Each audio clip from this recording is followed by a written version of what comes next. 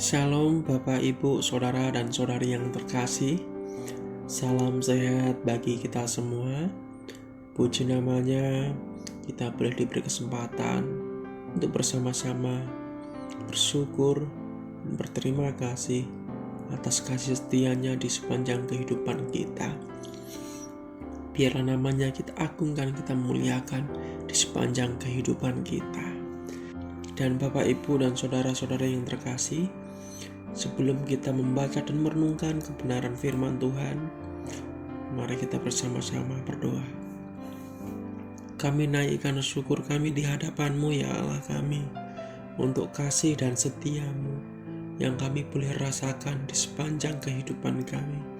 Kami bersyukur punya Allah yang selalu menopang di dalam setiap perkara-perkara yang ada di dalam kehidupan kami. Dan bila pada pagi hari ini ya Bapak, Engkau dapati kami sedang tidak baik-baik saja, biarlah Tuhan yang selalu menolong, menopang di dalam kehidupan kami, sehingga kami bisa melewati semua ya Bapak bersama Engkau. Terpuji kekal nama-Mu, kami siap membaca merenungkan kebenaran firman-Mu. Haleluya, amin. Bapak, Ibu, dan Saudara-saudara yang terkasih, renungan kita di pagi hari ini bertema Kemahakuasaan Allah, yang terambil di dalam kitab Matius 16 ayat 1-4. Lembaga Alkitab Indonesia memberi judul Orang Farisi dan Saduki meminta tanda. Kemudian datanglah orang-orang Farisi dan Saduki hendak mencoba Yesus. Mereka meminta supaya ia memperlihatkan suatu tanda dari surga kepada mereka. Tetapi jawab Yesus, pada petang hari karena langit merah, kamu berkata, hari akan cerah. Dan pada pagi hari, karena langit merah dan redup, kamu berkata, hari buruk. Rupa langit kamu tahu membedakannya, tapi tanda-tanda zaman tidak. Angkatan yang jahat dan tidak setia, ini menuntut semua tanda. Tetapi kepada mereka tidak akan diberikan tanda selain tanda Nabi Yunus. Lalu Yesus meninggalkan mereka dan pergi. Ini adalah pertama kalinya dalam Injil Matius bahwa musuh-musuh Yesus telah bergabung untuk menyerang Yesus. Kedua kelompok ini datang kepada Yesus. Motif mereka jahat, yaitu mencoba Yesus. Mereka meminta supaya ia memperlihatkan suatu tanda dari surga kepada mereka. Mereka mungkin berpikir tentang tanda-tanda seperti ketika Musa memberikan roti dari surga, membuat matahari dan bulan berhenti, dan Nabi Elia berulang kali memanggil api dari surga. Mereka menduga bahwa tanda-tanda di bumi dibuat oleh Beelzebul. Ada kepercayaan mereka yang terkenal bahwa setan dapat melakukan mukjizat di bumi, tetapi hanya Tuhan yang dapat melakukan mukjizat surgawi.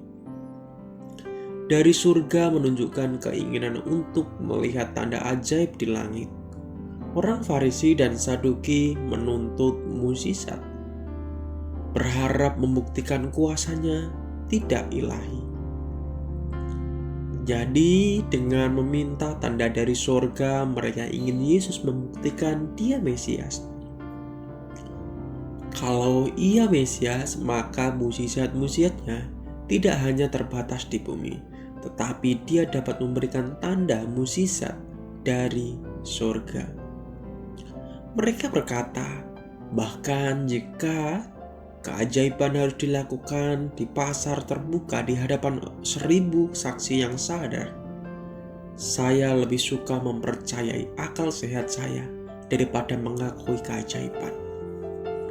Maka sekiranya pun Yesus membuat mukjizat dari langit saat itu, mereka tetap tidak akan percaya, sebab sudah terlalu banyak mukjizat yang dilakukan di hadapan mereka. Maka masalahnya mereka bukan soal kekurangan tanda, tetapi masalah kesombongan dan iman yang mati. Yesus menjawab mereka dengan pepatah untuk menyindir. Pada petang hari, karena langit merah, kamu berkata, hari akan cerah. Dan pada hari pagi, karena langit merah dan redup, kamu berkata hari buruk. Rupa langit kamu tahu membedakannya, tetapi tanda-tanda zaman tidak. Mereka mampu memprediksi cuaca, tetapi gagal membaca tanda-tanda yang Allah berikan tentang kedatangan Mesias. Meskipun ada banyak bukti yang ada tempat di depan mereka. Jadi, kegagalan mereka membaca tanda kedatangan Mesias adalah kesombongan rohani dan keengganan mereka menerima kenyataan. Kedatangan Yesus yang kedua kali juga penuh dengan tanda-tanda. Menulis tanda-tanda bahwa Yesus akan kembali berlimpah di zaman kita. Tidak ada periode sejarah yang mengalami lebih banyak perang atau begitu disibukkan dengan kemungkinan perang seperti yang kita alami. Amin. Mari kita bersatu di dalam doa. Segala pujian, hormat, kemuliaan bagi nama-Mu. Kami bersyukur untuk perenungan kebenaran firman-Mu. Sehingga kami merendahkan diri, kami minta pertolongan daripada-Mu ya Tuhan, supaya kami tidak mengeraskan hati kami ya Tuhan. Tolong kami untuk mendudukkan diri kami kepada Kristus sebagai Tuhan dan Juru Selamat kami. Tuhan, kami minta tolong kepada-Mu untuk mengikuti Engkau sepenuh hati kami. Ya Tuhan, jagai iman kami, sehingga kami tidak menjadi seperti orang-orang Farisi dan orang Saduki yang menuntut bukti di tengah-tengah karya salib Kristus yang ajaib. Tuhan, tolong kami supaya kami tetap setia kepada-Mu seperti Engkau setia terhadap kami. Sebagaimana umat-Mu yang Engkau perkenankan menunjukkan hidup yang setia kepada-Mu. Terima kasih Bapa. Hanya di dalam nama Yesus kami berdoa mengucap syukur kepada Bapa di surga. Haleluya. Amin. Shalom, selamat pagi, selamat beraktivitas. Tuhan Yesus memberkati kita semua.